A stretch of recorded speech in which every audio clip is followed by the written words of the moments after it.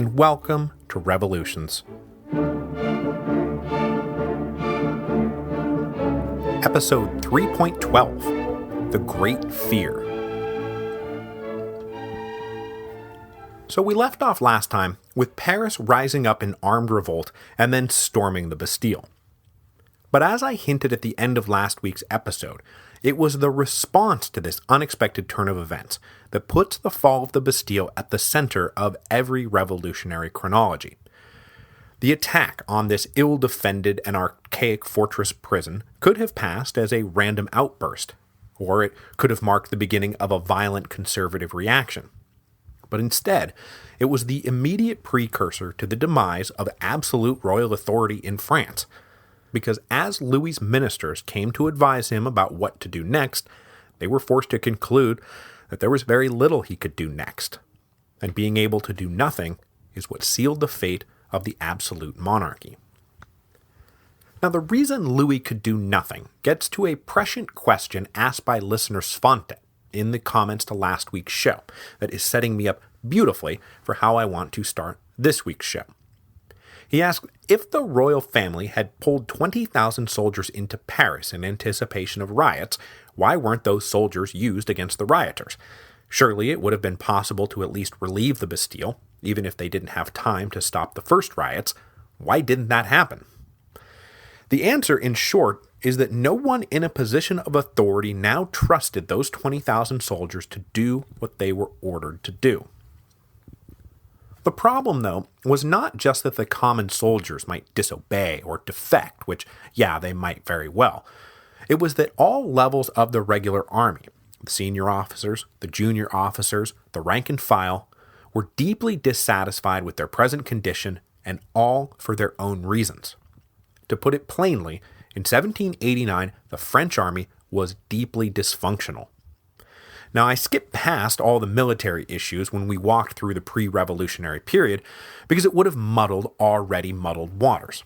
But I want to run through it now real quick because it does help explain why Louis was basically powerless to stop the uprising in Paris and why he could never hope to use his own army to overcome the revolution. So a good place to wind back to is May 1781. Jacques Necker has just been kicked out of the ministry for the first time, and a new set of councillors is taking over. Almost immediately, they push through the so-called Ségur Ordinance, named after the Minister of War, Marshal Ségur. The Ségur Ordinance was a reactionary reform measure aimed at restricting the rise of all those new robed nobles into the upper echelons of the army. For the last 100 years or so, the newly wealthy and newly ennobled men of the kingdom had been buying and pushing their way up the social hierarchy, and they clearly had designs on moving up the military chain of command as well, a chain of command that was supposed to be the exclusive preserve of the old sword nobility. So the Ségur Ordinance set requirements on how far back your hereditary rights had to go before you qualified for those upper ranks.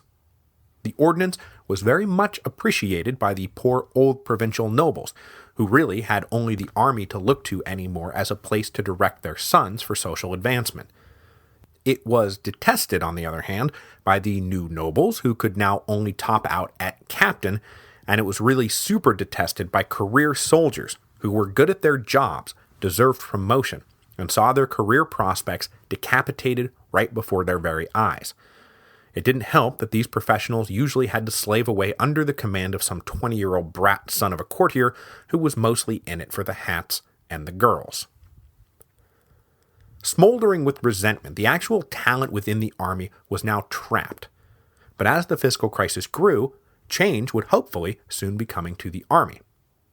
Change then came in a huge way in 1787 when Archbishop Brienne, desperately looking to economize the state, looked at the army as a prime target for savings. To go dig up these savings, Brienne put in charge of the project a reforming colonel, the Comte de Guibert, who was given this twofold task: make the army better and make the army cheaper. Guibert took up this nearly impossible assignment with zeal. He started eliminating or vastly reducing redundant regiments, especially those used only for show. Then he took a look at the insanely top-heavy officer corps and just started hacking it down to a reasonable size. At that moment, the French army had 1,200 generals, more than all other European armies combined. The cost of maintaining these fancy but utterly redundant positions was simply unjustifiable. So as generals retired, the plan would be to just not hire new ones until everything was in much better balance. Then he went after the civilian contractors who supplied the army at a cost far in excess of what the army would pay if it just took on the job of supplying itself. But of course, everything I've just rattled off, showpiece regiments, high-ranking generals, civilian contractors, well, these are filled with prominent and well-connected men, and they didn't like any of it one bit. But while he was busy alienating the pants off the old sword nobles, Guibert did little to satisfy the new nobles and the professional soldiers who wanted a shot at promotion. Guibert was a disciple of Frederick the Great, and he truly believed in the concept of a permanent military aristocracy that you couldn't just buy your way into. So far from eliminating the Sigur Ordinance, he actually made it even stricter. His plan was to expand and further subsidize the 12 provincial military academies to identify good young nobles and train them properly for a life in arms. He had no use whatsoever for prancing dandies, but he clung to the belief that properly trained, the old sword nobles were in fact the only suitable men to lead a great army. As for the common soldiers, Guibert was initially their hero. He took a look at their pay and determined that it was utterly inadequate. So as he cut across the board on everything else, he actually increased the pay for privates. But as he gave with one hand, he beat them senseless with the other. As I said, Guibert was a disciple of Frederick the Great, and Frederick the Great was all about discipline. So incredibly strict rules of conduct were introduced, with incredibly strict penalties for violations. The soldiers were not prepared to be suddenly judged by such inflexible Prussian standards, and morale plummeted. So adding it all up, Guibert's reforms looked great on paper. He was cutting costs, he was increasing efficiency and discipline. He was creating a whole new generation of well-trained noble warriors to lead the French army back to its rightful place as the greatest military force in Europe. But on the ground, it was a very different story. The soldiers sulked under the painful new disciplinary regime. The junior officers continued to resent their inability to rise higher in the ranks, and the senior officers were deeply offended at having their pensions cut, their expenses unreimbursed, and then their jobs simply eliminated. And of course, as they looked at the royal ministry with now undisguised contempt for shoving this all down their throats, they looked at each other with undisguised contempt, and everyone blamed everyone else for their misfortunes. So this was the army that was being called on in July 1789 to restore order in Paris. And after a few first confrontations, it was pretty apparent that it would be madness to rely on them to bring the hammer down without just making everything 10 times worse. So after being told that it was just too dangerous to put the troops in the field, Louis was now left with only one option: go down and inform the National Assembly that he was going to order the army out of Paris. But though this in and of itself was a fairly momentous admission that wherever authority now lay, it did not lay exclusively with the king, the way Louis chose to make this announcement dramatically underscored the point. Because when on the afternoon of July the 15th he went in person to the National Assembly, he went down there by himself. Well, practically by himself. He was flanked only by his two brothers, the Comte d'Artois and the Comte de Provence. But other than that, no one. No grand retinue, no fancy clothes, no pomp, no circumstances, no ceremonies, none of the pageantry that had been so essential to the myth of royal absolutism. The delegates of the National Assembly were downright shocked when the king was announced, and then when he just walked in. Some of the delegates tried to give him a cold reception, but when Louis told them he was pulling the troops out, there was unrestrained cheering for "our father the king." And though this speech, on the day after the fall of the Bastille, has become the moment many historians point to as the end of royal absolutism in France, the thing to remember is that no one in the room at that moment wanted this to be the end of the monarchy. That would have been unthinkable. So after the king's visit, a group of about 100 delegates saddled up their carriages and made straight away for Paris to give the city the good news. This group was led by two of the most prominent members of the National Assembly, the Marquis de Lafayette and Jean-Sylvain Bailly. Now Lafayette we know, but Bailly we do not, though most Frenchmen at the time surely did. Bailly was probably the most renowned scientist and astronomer in the kingdom. When the Estates General was called, he was one of the few delegates with national name recognition of any kind, and when the Third Estate finally started transacting business, one of their first votes was to make Bailly president of the Assembly, which meant that he was the presiding officer at the tennis court oath, and if you pull up that famous David drawing, Bailly is the guy front and center with his right hand raised. When this delegation from the National Assembly reached the Hôtel de Ville in Paris, they were greeted, obviously, by mass jubilation in the streets. But amidst the happy and idealistic cheering, something ominous was lurking in the crowd that day. Namely, the widespread assumption among the people of Paris that they had just single-handedly saved the National Assembly from destruction, and that their role as defenders of the revolution was now set in stone. As we will see, the conflation of Paris with the revolution, and that to be against one was to be against the other, would not ultimately lead to particularly happy and idealistic results. But for the moment, it was all pretty good. Lafayette, the man who had made his name as an officer in the American Revolution and who was the surrogate son of the great George Washington, was asked by the Paris electors to take command of that hastily raised citizen militia we talked about last week, a citizen militia that would soon be more formally organized into the National Guard. Then the electors selected Bailly to be mayor of Paris, a brand new office that would lead a brand new political entity called the Paris Commune, an elected assembly representing the 48 sections of the city, which would, in time, become the engine of the revolution, and help do things like cut off the head of the man they first elected mayor, Jean-Sylvain Bailly. The next day, the king himself came down to the Hôtel de Ville to confirm all of this in person. To great public acclaim, he confirmed Bailly as mayor, confirmed Lafayette as head of the National Guard, and announced again that the troops were being pulled out of the city. Then he gave everyone the last bit of news they had been waiting for. Couriers had been dispatched to track down Jacques Necker, wherever he was on the road back to Switzerland, and bring him back to run the ministry. This was everything everyone wanted to hear. Then the king donned one of the blue and red cockades, signaling that everything that had gone on since the convening of the Estates General was now ratified.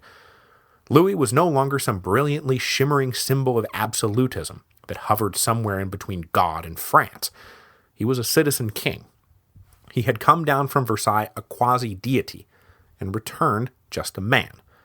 Though, much to the relief of his wife and children, he did, in fact, return. Back in Versailles, this was all too much for some conservatives to take.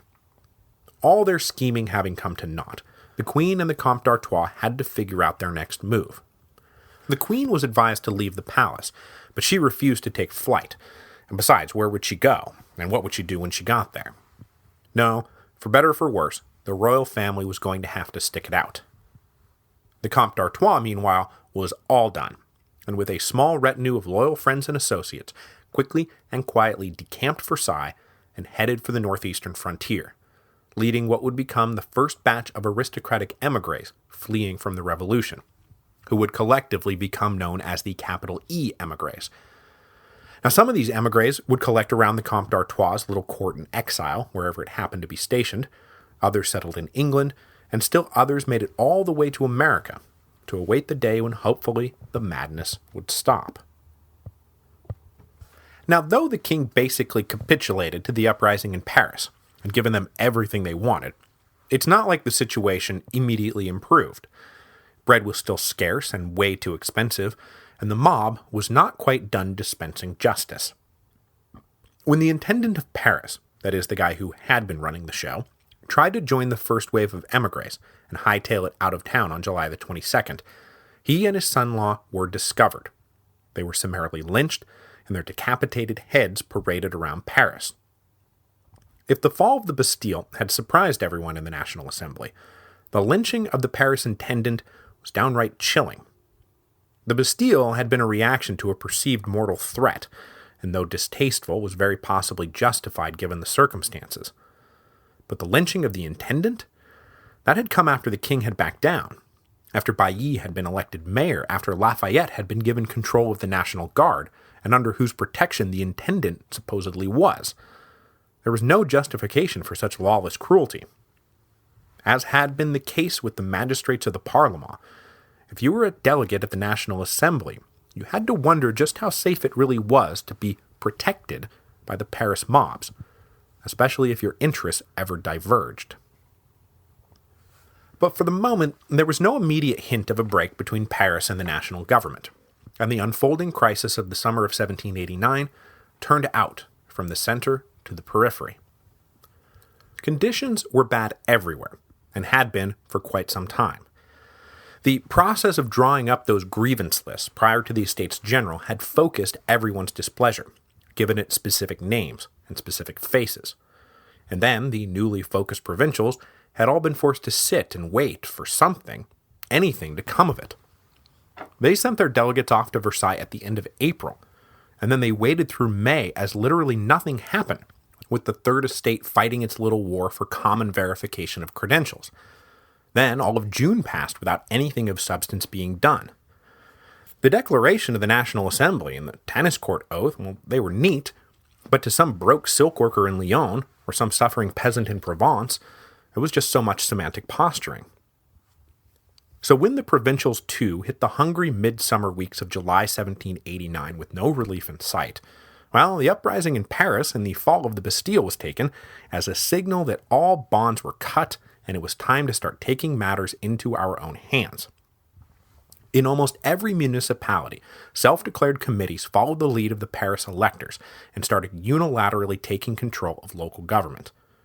Mostly these groups were the provincial electors, but others were just like-minded men getting together and saying, okay, we're now in charge. These guys were, for the most part, middle-class lawyers, coming from the same demographic as the majority of the delegates in the National Assembly.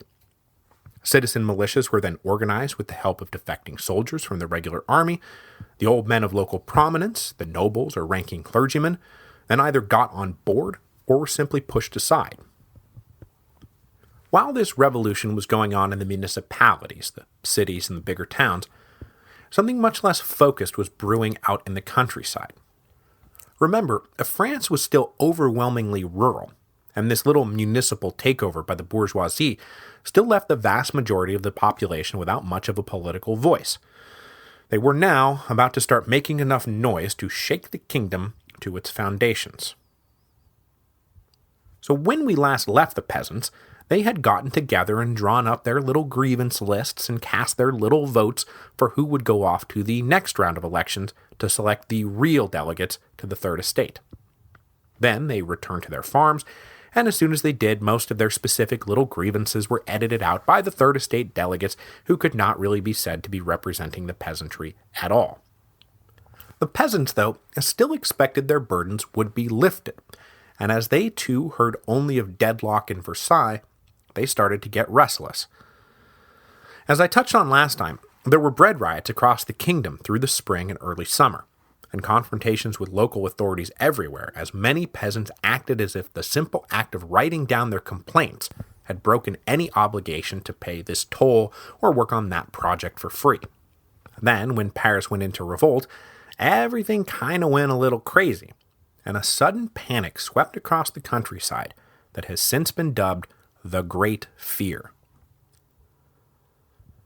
It's tough to pinpoint exactly where and how the Great Fear started, but the basic ingredients were this.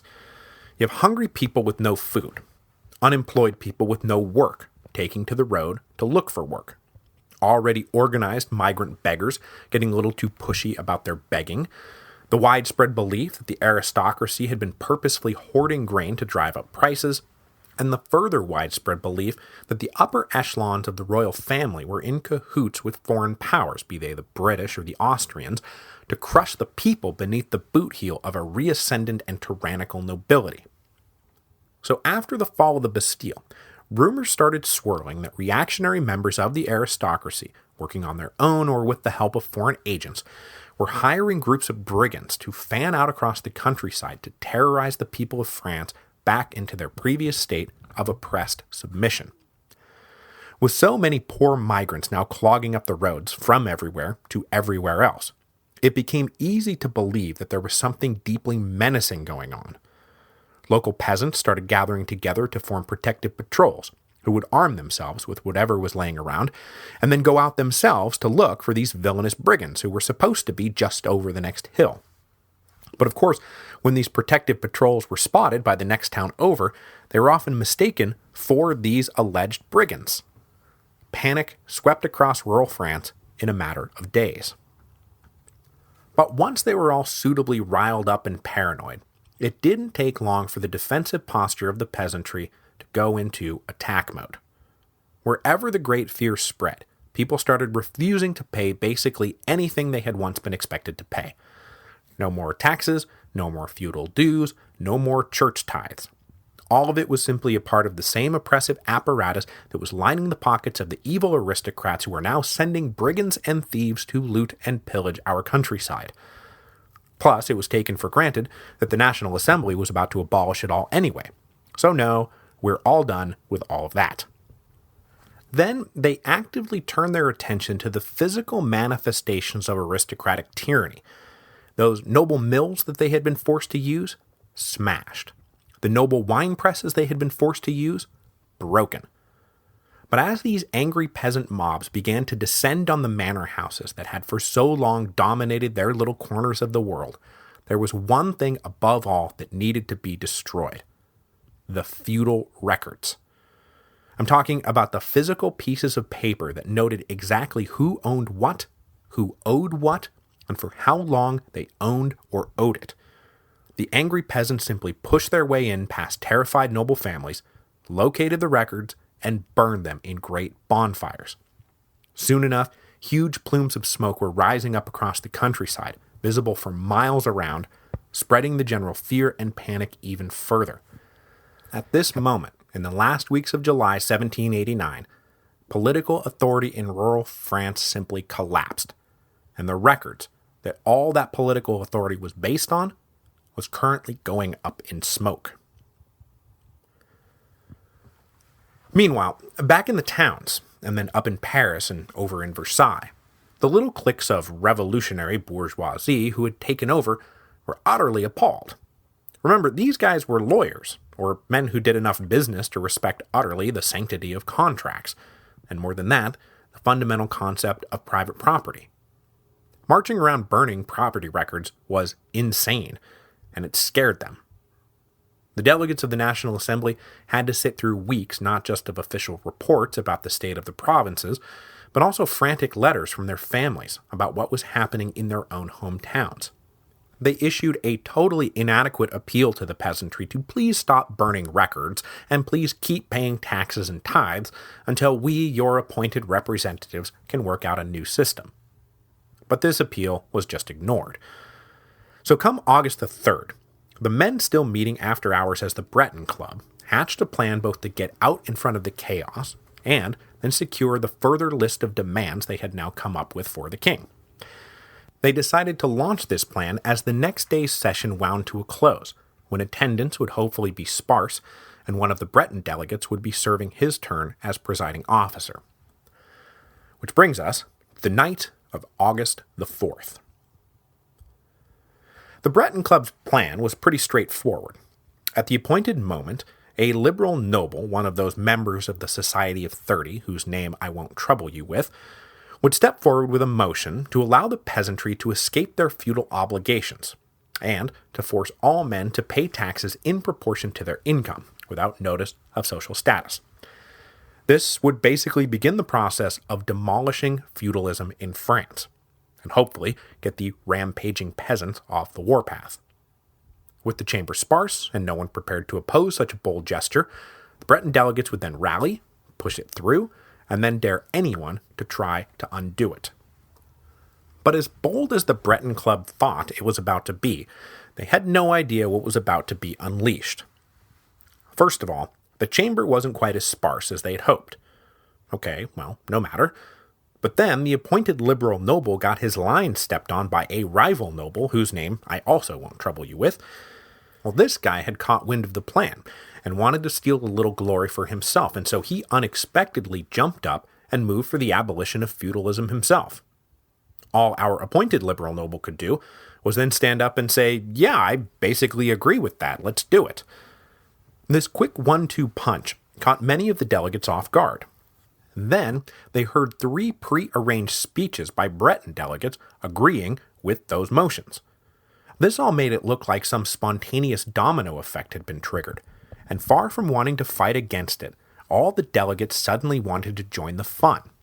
So other men, now truly spontaneously, started coming forward with their own calls to abolish specific parts of the feudal apparatus. Now at first, this was all driven by an infectious sense of patriotic self-sacrifice, with nobles themselves stepping forward to renounce their own rights, like when a bishop moved that the church's feudal claims should be abolished along with those of their noble cousins. In these first motions, serfdom, that is, families being legally bound to the land, was abolished in the few places it still existed. Then all forms of forced labor went with it. Then noble hunting rights went away, all internal tollways, any kind of private court. Then the third estate representatives from the cities and corporations came forward and renounced their own privileges, their own exemptions, and their own rights. Venal office was abolished, and public employment was opened to all on the basis of merit alone. But along the way, the self-sacrifice gave way to fun little offers for others to make self-sacrifices. The motion to abolish noble hunting rights, for example, had been put forward by a bishop. So a few speeches later, a noble who happened to really like his hunting rights stood up and moved for the abolition of tithes, which, like everything else, was approved with passionate acclamations. So now the clergy had no income, which is not what anyone was expecting going into this. As midnight passed, this just went on, and everyone who was there describes the experience as surreal, with everyone trying to outdo everyone else. Sometime after 2 a.m., the crazy session finally wound down, and a 16-point declaration was drawn up to try to summarize what had just happened, because by then, no one could quite remember who had said what, or what they had all agreed to. Of everything that had gone on, only 3 big motions didn't make the final list: full religious freedom for Protestants, the end of slavery in the colonies, and the call to just abolish nobility outright. The rest was approved to weeping and hugging. Then they all went to bed convinced they had just participated in one of the greatest events in French history. What had begun as a general attempt to declare that in principle feudalism should probably be abolished had turned into a delirious and hyper-specific deconstruction of the entire structure of privilege that had bound the kingdom together for centuries. And remember, until this moment, those privileges had been synonymous with political liberty. Protecting privileges had been the crux of the war between the Parlement and the royal ministry. But now, those privileges had been razed to the ground. So, if Frenchmen still wanted to enjoy this thing called liberty, they were going to have to invent a whole new definition from scratch. And next week, that is exactly what they will try and do. And with the example of the revolutionary Americans to look to, the National Assembly will produce one of the great statements of the French Revolution, the Declaration of the Rights of Man and of the Citizen.